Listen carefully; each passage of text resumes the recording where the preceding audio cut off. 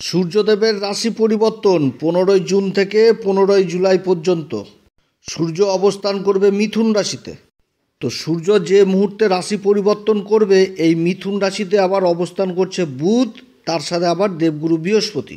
তাহলে মিথুন রাশিতে সূর্যের পরিবর্তনের সাথে সাথে 3টি গ্রহের অবস্থান হবে। তো আজকে বলবো বিশেষ করে এই মিথুন রাশিকে নিয়ে, কারণ মিথুন রাশির উপরেই এই গোচরটি সম্পূর্ণ হচ্ছে। 3টি গ্রহ একসাথে অবস্থান করবে মিথুন রাশির উপর। তো মিথুন রাশির কোন দিক থেকে ভালো ফল পেতে যাচ্ছে, কোন দিক থেকে আবার সাবধানে থাকতে হবে এবং কোন বিশেষ উপাচার করতে হবে এই সময়কালে, যাতে এই 3টি গ্রহের দিক থেকে ভালো প্রভাব পায় মিথুন রাশি। তো যাই হোক, অনুষ্ঠানটি শুরু করার আগে সমস্ত দর্শক বন্ধুদের নমস্কার জানাচ্ছি। তার সাথে বলবো, যারা বহুদিন ধরে আমাদের অনুষ্ঠান দেখছেন এখনও পর্যন্ত সাবস্ক্রাইব করেননি, তারা অবশ্যই সাবস্ক্রাইব করবেন, এই চ্যানেলের সঙ্গে থাকুন। জ্যোতিষীয় সংক্রান্ত অনেক তথ্য জানতে পারবেন। যারা জ্যোতিষী বিষয়কে বিশেষ গুরুত্ব দেন, ভালোবাসেন, ইন্টারেস্টেড, আশা করছি তারা বিশেষভাবে উপকৃত হবেন। তবে আমি কোনো রকম কোনো দর্শক বন্ধুকে বিভ্রান্তের মধ্যে রাখতে চাই না।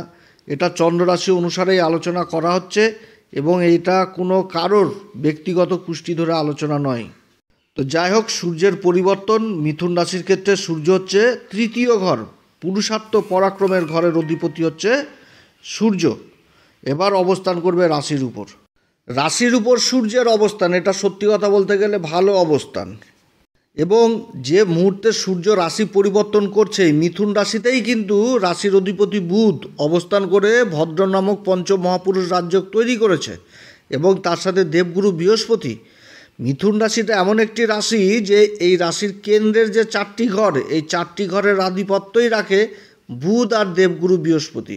বুধ যেরকম রাশির অধিপতি, সেরকম আবার 4র্থ ঘর, যেটা হচ্ছে মূল রাশি, মূল ত্রিকোণ রাশি, কন্যা রাশি, এই 2টি ঘরের অধিপতি বুধ। আর অপর দিক হচ্ছে দেবগুরু বৃহস্পতি, 7ম ঘর এবং কর্মের ঘরের অধিপতি। তাহলে এখানে তো জুতিটা কীরকম হলো যে কর্মের ঘরের অধিপতি আর 7ম ঘরের অধিপতি রাশির উপর অবস্থান করেছে। তো আগে তো একটা কেন্দ্রাধিপতি দোষ ছিল, সেই দোষটাও এবার কেটে গেছে বুধের অবস্থানে এবং সূর্যের অবস্থানে। খুবই একটা ভালো সংযোগ হতে যাচ্ছে এই মিথুন রাশির ক্ষেত্রে। এবং বর্তমানে যে গ্রহদের অবস্থান এবং গ্রহদের যে নক্ষত্রগত অবস্থান, এটাও কিন্তু যথেষ্ট ফেভারে এই মিথুন রাশির। কারণ মিথুন রাশির ক্ষেত্রে কি শুক্র কারক গ্রহ, শুক্র হচ্ছে 5ম ঘরের অধিপতি, সেরকম হচ্ছে দ্বাদশ ঘরের অধিপতি হয়ে একদম লাভের ঘরে অবস্থান করছে এই জুন মাসের 28 তারিখ পর্যন্ত। এবং 25শে জুন পর্যন্ত শুক্র কিন্তু নিজের নক্ষত্রেই থাকছে, ভরণী নক্ষত্রে। তারপরে কিন্তু কৃত্তিকা নক্ষত্রে চলে আসবে 26, 27, 28। এই 3 দিন লাভের ঘরে সূর্য যেখানটাতে, যে ঘরটাতে উচ্চ হয় মেষ রাশি, সেই ঘরেই কিন্তু শুক্র একদম অবস্থান করছে এবং লাভের ঘর থেকে নিজের ঘরকেই দেখছে, যেটা হচ্ছে 5ম ঘর, মূল ত্রিকোণ ঘর, তুলা রাশি।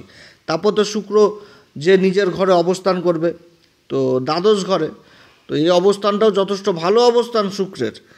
তার সাথে মঙ্গলের অবস্থান, মঙ্গল অবস্থান করছে সূর্যের রাশি, একদম ওই সিংহ রাশিতে অবস্থান করছে, যেটা হচ্ছে 3য় ঘর, পুরুষার্থ পরাক্রম, লাভের ঘরের অধিপতি হয় এবং 6ষ্ঠ ঘরের অধিপতি হয়। তো 3য় ঘরে এখানটাতে একটা শত্রুয়ান্তা যোগ তৈরি করেছে। তো এর আগে আলোচনা করেছিলাম মঙ্গল কেতুর জুতি।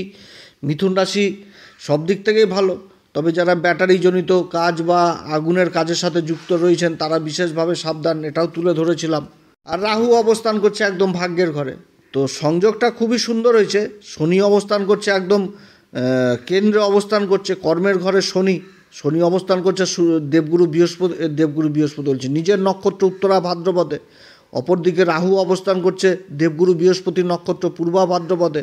আর দেবগুরু বৃহস্পতির আবার 9ম দৃষ্টি রাহুর উপর পড়ছে। তো রাহুর সাথে 9ম 5ম যোগ এবং রাহুর সাথে তৈরি হয়ে গেছে আবার নক্ষত্রগত পরিবর্তন, কারণ রাহু পূর্বা ভাদ্রপদে আর দেবগুরু বৃহস্পতি হচ্ছে আদ্রা নক্ষত্রে। তো যাই হোক, সূর্য যে মুহূর্তে রাশি পরিবর্তন করছে 15ই জুন, সেই সময় সূর্যদেব অবস্থান করবে মৃগশিরা নক্ষত্রে। মৃগশিরা নক্ষত্রটি কার? মৃগশিরা নক্ষত্রটা হচ্ছে এই মঙ্গলদেবের নক্ষত্র। তো মঙ্গলের নক্ষত্র অবস্থান করছে সূর্য, আর অপরদিকে সূর্যদেবের রাশিতে অবস্থান করছে মঙ্গল, যেটা হচ্ছে সিংহ রাশি, কেতুর সাথে। কেতু আবার অবস্থান করছে সূর্যের নক্ষত্র উত্তরা ফাল্গুনিতে। একটা অদ্ভুত সংযোগ এই মিথুন রাশি, সব দিক থেকে এখন উন্নতির যোগ, উন্নতির জোয়ার, এক কথায় বলতে গেলে মিথুন রাশি। তা আমি তো আলোচনা করে যাব, কারণ আমি যেটা দেখছি সেটাই বলবো, নক্ষত্র দিয়ে অবস্থান, এই গ্রহদের অবস্থান। তো অনেক দাদা ভাই বন্ধুদের হয়তো ফলে না ফল হয়তো পেলোই না, কিংবা কম পেলো, তো তারা তো লিখবে যে দাদা এত কথা বললেন কিছুই মিলল না। তাহলে বলবো তাদের উদ্দেশ্যে যে আপনাদের আশেপাশে কোনো ভালো যদি জ্যোতিষী থাকে তাদের কাছে অবশ্যই দেখাবেন, নিজের কুষ্টিটা দেখিয়ে উপাচার নেবেন। সময় ভালো সময় এখন মিথুন রাশির। আমি কেন, পৃথিবীর যত জ্যোতিষী আছে সবই একই কথা বলবে। তবে ওই যে একটা কথা বললাম যে মঙ্গল আর কেতু তৃতীয় ঘরে অবস্থান করছে। তৃতীয় ঘরটা এমন একটি ঘর যে এখান থেকে রোগ অসুখ বিসুখেরও সংকেত পাওয়া যায়। তো যারা রক্তজনিত সমস্যায় ভুগছেন সেই সমস্যাগুলো এর আগের ভিডিওতে তুলে ধরেছিলাম আমি। যাই হোক, তো আলোচনাটা অন্য প্রসঙ্গে চলে যাচ্ছে। তো সূর্য 15ই জুন অবস্থান করবে হচ্ছে মৃগশিরা নক্ষত্রে। 15ই জুন থেকে 22শে জুন মৃগশিরা নক্ষত্রে অবস্থান করবে। এই সময় বুধ আর দেবগুরু বৃহস্পতি আদ্রা নক্ষত্রে অবস্থান করবে রাশির উপরেই, এবং তাদের মিলিত সপ্তম দৃষ্টি পড়বে একদম রাশির সপ্তম ঘর ধনু রাশিতে। অর্থাৎ দেবগুরু বৃহস্পতি কিন্তু নিজের রাশিকেই দেখছে। তো গ্রহ যখন নিজের রাশিকে দেখে তার ফলে তো বৃদ্ধি করে দেয়। তারপর আবার ভদ্র নামক পঞ্চমহাপুরুষ যোগ, তারপর আবার সূর্যের সাথে রাশির অধিপতি তৈরি হয়ে গেছে বুধাদিত্য রাজযোগ। তাহলে কত সুন্দর একটা ভালো গ্রহদের ফেভার এই সময়কালে এই মিথুন রাশি পেতে যাচ্ছে। মৃগশিরা নক্ষত্র আমাদের জ্যোতিষশাস্ত্র মতের সিম্বল হচ্ছে কি, হরিণের মাথা, তার উপর দুটি সিং, অর্থাৎ একটা হরিণকে বোঝাচ্ছে। সম্পূর্ণ একটা হরিণের চরিত্র তুলে ধরেছে মৃগশিরা নক্ষত্রে। হরিণ যেরকম বনের শোভা পায়, আকর্ষণের কেন্দ্র, তো সেরকম এই সূর্যের অবস্থান, একেই তো সূর্য যখন রাশির উপর অবস্থান করে তখন তো দিকবলি হয়ে যায়, সমাজে মান সম্মান পদ প্রতিষ্ঠা বৃদ্ধি পায়। তারপর এতগুলো যোগ, তাতে কি হবে যে শোভা মানে আকর্ষণের কেন্দ্রবিন্দু হবে এই মিথুন রাশি। যে কর্মে কাজ করছে, যে কর্মই করছে, সেই কর্মে কিন্তু নিজের প্রতিভা গুণ এগুলো কিন্তু বেরিয়ে আসবে, এবং সমাজে পরিচিতি বৃদ্ধি পাবে, মান সম্মান যথেষ্ট বৃদ্ধি পাবে। সূর্য যখন রাশির উপর অবস্থান করে তখন কিন্তু মান সম্মান বৃদ্ধি করিয়ে দেয়, এবং অনুশাসনের মধ্যে নিয়ে চলে আসে, সময়ের মেনটেন, সময়ের মধ্যেই কাজ করতে হবে। আর সূর্য হচ্ছে কি ধর্মরক্ষক, অর্থাৎ ধর্মকে কিন্তু রক্ষা করে সূর্যই। আর দেবগুরু বৃহস্পতি হচ্ছে কি ধর্ম, ঈশ্বরীয় শক্তি, ধর্মের জ্ঞান, যার জন্য সূর্য কিন্তু নবম ঘরে কারক হয়ে যায়। নবম ঘরে সূর্য এই কারণেই কারক হয় যে ধর্মকে রক্ষা করার দায়িত্ব হচ্ছে রাজার, ধর্মের পথে চলা, এগুলো কিন্তু রাজাই বুঝায়। তো যাই হোক, এই সূর্য এই মৃগশিরা নক্ষত্র অবস্থান করছে। মৃগশিরা নক্ষত্র হরিণ কি দুরন্ত ছোটাছুটি করে, মানে দুরন্ত বেগে। তাহলে এই সময় যাদের কাজগুলো হচ্ছিল, যে কাজগুলো যে গতিই থাকুক, সেই গতিটা কিন্তু আরও বেড়ে যাবে এই সময়, বিশেষ করে সরকারি লেভেলে যে কাগজপত্রের কাজ। কারণ সূর্য তৃতীয় ঘরের অধিপতি, তৃতীয় ঘর থেকে ডকুমেন্টেন্সি, কাগজপত্র, এই সমস্ত জিনিস দেখা হয়। এছাড়া বহু জিনিস তৃতীয় ঘর থেকে দেখা হয়। তো এই সময়কালে কিন্তু এই জিনিসগুলো হবে, এবং তৃতীয় ঘর থেকে আবার বিবাহের সম্বন্ধও দেখা হয়। তো এই সময়কালে মিথুন রাশির যাদের বিবাহের সম্বন্ধ হচ্ছিল না, সেই সম্বন্ধগুলোও কিন্তু হওয়ার প্রবল সম্ভাবনা থাকছে। তবে কেতু রয়েছে, কেতুর আবার পঞ্চম দৃষ্টি ওই নিজের ঘরেই পড়ছে, যেটা দেবগুরু বৃহস্পতির ঘর, ওই ধনু রাশি। তো এখানেতে বিবাহের সংযোগটা কিন্তু খুব ভালো হবে। যে গোপনে গোপনে যেগুলো হয় দাদা, হয় যেটা আর কি বিবাহের সম্বন্ধ, সেগুলোও কিন্তু এখানটাতে উঠে আসবে। এছাড়া যে কোনো কর্মক্ষেত্রে যথেষ্ট মানে যোগাযোগ জিনিসটাও উঠে আসছে। এবার মঙ্গলকে কি বলা হয়, যে ভূমিপুত্র বলা হয়। আর মঙ্গলের নক্ষত্রে তো যারা বড় বড় টেন্ডারের কাজের সাথে যুক্ত রয়েছেন, ভূমি সংক্রান্ত কাজের সাথে, বা কোনো বড় প্রজেক্টের সাথে যুক্ত রয়েছেন, সেই কাজগুলোও কিন্তু গোপনে গোপনে হবে, ধরাধরি করে। হ্যাঁ, যে কাজগুলো ধরাধরি করতে হয়, একে ধরো অমুককে ধরো, সেই কাজগুলোও কিন্তু যথেষ্ট ভালো হবে, এবং প্রবল হওয়ার সম্ভাবনা থাকছে, লাভবান হওয়ার সম্ভাবনা থাকছে এই সময়। তবে মৃগশিরা নক্ষত্রে, আবার মৃগশিরা নক্ষত্র থেকে এটাও উঠে আসছে, সেটা কি, যে হরিণের নাভিতে যে কস্তুরী থাকে, সেই গন্ধে কিন্তু হরিণও পাগল হয়ে যায়, যে কোথা থেকে গন্ধ আসছে, যে এই যে একটা খোঁজ প্রকৃতি, নিজের গায়ে গন্ধ খুঁজে বেড়াচ্ছে। তো এরকম কিন্তু খোঁজাখুঁজি জিনিসটাও হবে, যে সরকারি লেভেলে যেহেতু এই সূর্য অবস্থান করছে মঙ্গলের নক্ষত্রে, আর মঙ্গল সূর্যের রাশিতে অবস্থান করছে, তো এইখানটাতে প্রশাসন লেভেলে যারা গোয়েন্দা বিভাগের সাথে যুক্ত রয়েছেন, সিআইডি, সিবিআই বা সেনাবাহিনীতে যুক্ত রয়েছেন, তাদের কিন্তু কর্মক্ষেত্রে আবার প্রমোশনের প্রবল সম্ভাবনা এখানটাতে থাকছে, প্রবলের উপর প্রবল, এবং তার সাথে পরিবর্তন জিনিসটাও উঠে আসছে। কারণ বুধ আর দেবগুরু বৃহস্পতি আদ্রাতে থাকছে, তো এটা আবার বেশি প্রভাবিত হয়ে যাবে যখন আদ্রাতে সূর্য প্রবেশ করবে। তো এই জিনিসটা উঠে আসছে, এবং তার সাথে উঠে আসছে কি বিশ্বাসঘাতকতা। মৃগশিরা নক্ষত্রের মেন মাইনাস পয়েন্ট হচ্ছে বিশ্বাসঘাতকতা। এটা হচ্ছে মৃগশিরা নক্ষত্রের সব থেকে বাজে জায়গা, যে নিজের লোকের দ্বারাও বিশ্বাসঘাতকতা হতে পারে, আবার বাইরের লোকের দ্বারাও বিশ্বাসঘাতকতা হতে পারে। যে কারোর প্রতি একটা বেশি ভরসা করা হলো, শেষ মুহূর্তে এসে হাত তুলে দিল, বা কাগজপত্র যেখানটাতে নিজেকে নিয়ে যাওয়ার প্রয়োজন সেখানটাতে অন্যের হাত দিয়ে কাগজ পাঠালাম, ওইখানটাতে আবার বিশ্বাসঘাতকতা, এরকম আর কি। মানে আমি বুঝাচ্ছি। তো যার জন্য বিশ্বাস কিন্তু করা চলবে না এই মৃগশিরা নক্ষত্রে থাকাকালীন। নিজের কাজ নিজেকে বুঝে নিতে হবে 100%, এবং তার সাথে যে কোনো কাজ করতে গেলে কাগজপত্রের কিন্তু অবশ্যই ব্যবহার করতে হবে। কারণ সূর্য কিন্তু এই তৃতীয় ঘরের অধিপতি রাশির উপর অবস্থান করছে, এটাই কিন্তু সূর্য বুঝাচ্ছে। যে কোনো কাজ যেখানটাতে কাগজের প্রয়োজন রয়েছে সেখানটাতে কাগজপত্র ব্যবহার করতে হবে, কোনো মুখের কথাতে কাজ হবে না। তো যাই হোক, এরপরে সূর্য 23শে জুন থেকে একদম জুলাই মাসের 5 তারিখ পর্যন্ত চলে আসবে আদ্রা নক্ষত্রে। আদ্রা নক্ষত্রটা কি? আদ্রা নক্ষত্রটা হচ্ছে চোখের জল। আমাদের জ্যোতিষশাস্ত্র মতে এর সিম্বল হচ্ছে চোখের জল, এবং চোখের জলের যে ড্রপ সেটাকে কিন্তু হীরার সাথে তুলনা করা হয়েছে। এর মেন অধিপতি দেবতা হচ্ছে রুদ্র, শিবের কিন্তু একটা ধ্বংসাত্মক রূপ। এই রুদ্র দেবতা কি, যে রূপান্তরের মানে নিরন্তর পরিবর্তন হতে হতে একটা যে নিরন্তর পরিবর্তনের মধ্যে যে একটা রূপান্তর, যে একটা শক্তি, সেই জিনিসটা কিন্তু এই রুদ্রদেব বিশ্লেষণকারী এবং অনুসন্ধান, তার সাথে আবেগপ্রবণ হচ্ছে এই নক্ষত্র। পরিবর্তন পছন্দ করে এবং কিছু না কিছু শুধু শিখার একটা আগ্রহ কিন্তু এই নক্ষত্রের মধ্যে থাকে। একটা গবেষণা, এই জিনিসগুলো কিন্তু এই নক্ষত্র থেকে উঠে আসে। চোখের জল আর ওই যে হীরার কথা বললাম, তো প্রথমে কি এই আদ্রা নক্ষত্রের যারা মানে জাতক জাতিকারা, এরা কিন্তু জীবনে খুব কষ্ট পায়, এবং পরবর্তীতে এরা যদি লাইনটা নিজের বুঝে নিতে পারে তাহলে কিন্তু চরম সাকসেস হয় জীবনে। এবং এই আদ্রা নক্ষত্রের জাতক জাতিকাদের মধ্যে যারা গবেষণা, তারপর মহাকাশ, প্রযুক্তি বিজ্ঞান, তারপরে হচ্ছে খোঁজ প্রকৃতি কোনো কাজের সাথে যুক্ত রয়েছেন, গোয়েন্দা বিভাগ, প্রযুক্তি বিজ্ঞান, চিকিৎসাশাস্ত্র, মনোবিজ্ঞান, এই সমস্ত কাজের সাথে যারা যুক্ত রয়েছেন তারা কিন্তু জীবনে 100% সাকসেস হয়। তো যাই হোক, সূর্যের এই নক্ষত্রে অবস্থান এবং এই সময়কালে আবার কিছু পরিবর্তনও হয়ে যাবে। যেরকম বুধ পরিবর্তন করে নেবে, রাশি পরিবর্তন করে বুধ দ্বিতীয় ঘরে চলে আসবে। আবার ওদিকে শুক্র রাশি পরিবর্তন করে নেবে, 28 তারিখে শুক্রও চলে আসবে, একদম দ্বাদশ ঘরে অবস্থান করবে। মঙ্গলেরও নক্ষত্র পরিবর্তন হয়ে যাবে, মঙ্গল চলে আসবে শুক্রের নক্ষত্র, পূর্বা ফাল্গুনী নক্ষত্রে চলে আসবে। আর এদিকে সূর্য আর দেবগুরু বৃহস্পতি আদ্রা নক্ষত্রে চলে আসবে। তো এই সময়কালে যারা খোঁজের সাথে কোনো কাজ করছেন, সেই সমস্ত গবেষণা, প্রযুক্তি, মহাকাশ, এই সমস্ত কাজের দিকে যথেষ্ট উন্নতির প্রবল সম্ভাবনা এই সময় থাকছে।